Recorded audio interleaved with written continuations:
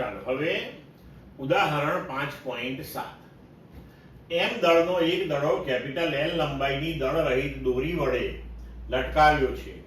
તેને નિમ્નતમ બિંદુ A પાસે સમક્ષિતિજ દિશામાં v0 વેગથી ગતિ આપવામાં આવે છે કે જેથી તે ઉર્ધ્વ સમતલની અંદર અર્ધવર્તુળાકાર માર્ગે જાય તથા ફક્ત મહત્તમ ઊંચાઈએ આવેલા બિંદુ C પાસે દોરી ઢીલી પડે. ઉર્ધ્વ સમતલમાં તે આકૃતિ વડે દર્શાવેલ છે. તો 1 v0, 2 બિંદુઓ B અને C પાસેની ઝડપ શોધો. 3 B અને C પાસે ગતિ ઉર્જાના ગુણોત્તર kV/kc માટેના સમીકરણો મેળવો. C બિંદુએ પહોંચ્યા પછી દડાનો માર્ગ કેવા પ્રકારનો હશે તે ચર્ચો. બરોબર. હવે જુઓ, અહીંયા આપણે આકૃતિની અંદર દર્શાવ્યા મુજબની પરિસ્થિતિ છે. જ્યારે દડો અહીંયા નિમ્નતમ બિંદુએ હોય ત્યારે તેને આપણે v0 વેગ આપ્યો છે. હવે એ વર્તુળ માર્ગે ગતિ શરૂ કરે છે. આ જે એનું સ્થાન છે એ બિંદુ પાસેનું, તેને આપણે સંદર્ભ અક્ષ લઈ લઈએ તો h બરાબર અહીંયા 0 લખી શકીશું આપણે. હવે તે ક્ષણે દોરીમાં તણાવ બળ Ta અને તેનું વજન બળ mg અધો દિશામાં આકૃતિમાં દર્શાવ્યા મુજબ હશે. તો હવે એ બિંદુ પાસે તેની કુલ ઉર્જા કેટલી થશે? તો કુલ ઉર્જા એટલે કે ગતિ ઉર્જા વત્તા સ્થિતિ ઉર્જા. તો એ બિંદુ પાસે કુલ યાંત્રિક ઉર્જા બરાબર એ બિંદુ પાસેની ગતિ ઉર્જા વત્તા એ બિંદુ પાસેની સ્થિતિ ઉર્જા.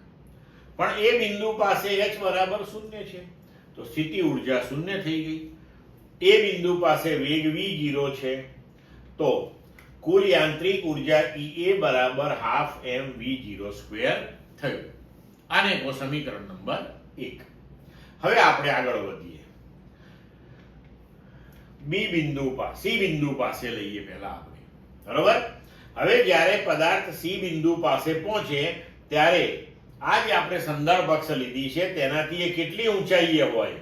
તો આ જે વર્તુળાકાર માર્ગ છે તેના વ્યાસ જેટલી ઊંચાઈએ હોય. તો અહીંયા ત્રિજ્યા એટલે કે દોરીની લંબાઈ L છે તો એ આ જે અક્ષ આપણે સંદર્ભ અક્ષ લીધી છે એ સ્થાન ત્યાંથી 2L જેટલી ઊંચાઈએ હોય.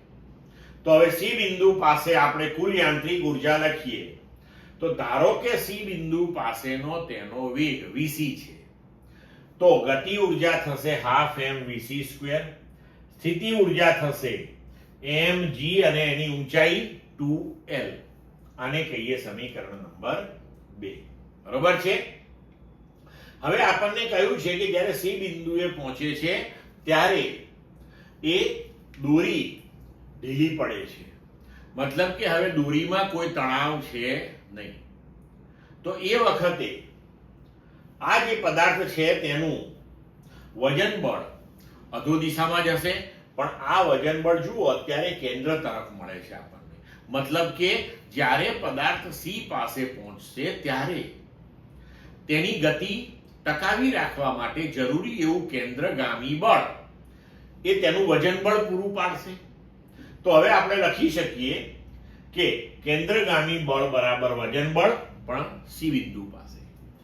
તો કેન્દ્રગામી બળ એટલે mv², C પાસેનો વેગ vc છે તો mvc² અપોન r એટલે કે વર્તુળમય ગતિમાર્ગની ત્રિજ્યા અહીંયા L છે એટલે mvc²/L લખ્યું બરાબર mg. આપણે કેન્સલ કરીએ તો vc² બરાબર gl થાય અને vc બરાબર √gl. હવે C બિંદુ પાસેનો જે વેગ હોય એ સ્વાભાવિક છે કે સ્પર્શકની દિશામાં હોય. તો જો આ જે જવાબ છે આપણે સમજી શકીએ કે C બિંદુએ પહોંચ્યા પછી દડાનો માર્ગ જે છે એ વર્તુળમય જ રહેવાનો છે. બરોબર છે. હવે આપણને C બિંદુનો વેગ પ્રાપ્ત થઈ ગયો. હવે આપણે અહીંયા આગળ જે vc² નું મૂલ્ય છે અહીંયા gl એ આપણે સમીકરણ 2 માં મૂકી દઈએ.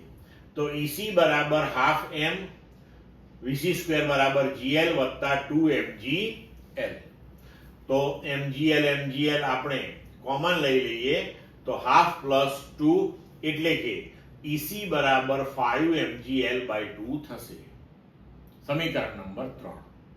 પણ ઉર્જા સંરક્ષણના નિયમ મુજબ A પાસેની કુલ યાંત્રિક ઉર્જા અને C પાસેની કુલ યાંત્રિક ઉર્જા એ સમાન રહેવાની છે, અચળ રહેવાની છે. તો આપણે EC અને EA તેને સરખાવી દઈએ. તો EA બરાબર EC આપણે આગળ સમીકરણ 1 EA માટે લખ્યું હતું, હાફ m v0 સ્ક્વેર એના બરાબર EC 5mgl/2, mm cancel, 2 cancel. તો આપણને પ્રારંભિક જે વેગ તેને એ બિંદુએ આપ્યો હતો v0 તે મળી ગયો √5gl. બરોબર છે.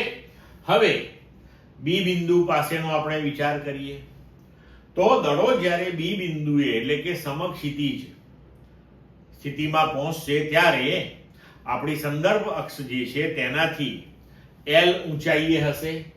તો બી બિંદુ પાસે કુલ યાંત્રિક ઉર્જા એ ગતિ ઉર્જા, ધારો કે બી બિંદુએ તેનો વેગ vb છે તો હાફ mvb સ્ક્વેર વત્તા mgh, પણ h બરાબર L એટલે આપણે લખ્યું mgl. હવે કુલ યાંત્રિક ઉર્જાનું સંરક્ષણ થાય છે. તો ફરીથી આપણે હવે EA અને EB ને સરખાવી દઈએ. તો હાફ mv0 સ્ક્વેર બરાબર હાફ mvb સ્ક્વેર વત્તા mgl. તો હાફ m v0 બરાબર √5gl છે તો v0 સ્ક્વેર બરાબર 5gl બરાબર હાફ mvb સ્ક્વેર વત્તા mgl.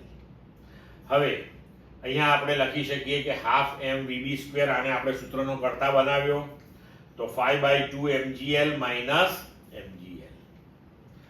તો હવે હાફ mvb સ્ક્વેર બરાબર જમણી બાજુ આપણને મળશે 3/2 mgl. હવે અહીંયા આપણે બંને બાજુએથી 2 અને m કેન્સલ કરી દઈએ તો vb સ્ક્વેર મળશે 3gl.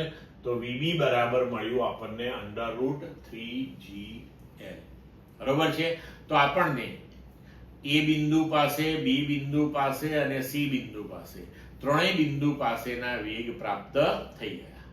હવે આપણે B અને C બિંદુ આગળની ગતિ ઉર્જાનો ગુણોત્તર શોધવાનો છે. તો પહેલા આપણે ગતિ ઉર્જા લઈએ. તો B બિંદુ પાસેની ગતિ ઉર્જા kb એટલે કે હાફ mvb સ્ક્વેર, C બિંદુ પાસેની kc એટલે કે half mvc square, half m cancel. તો vb square upon vc square. હવે vb સ્ક્વેર એટલે શું થશે? 3gl. અને vc સ્ક્વેર બરાબર થશે gl. તો gl કેન્સલ કરીએ તો આપણને જવાબ મળ્યો 3/1. ક્લિયર મિત્રો?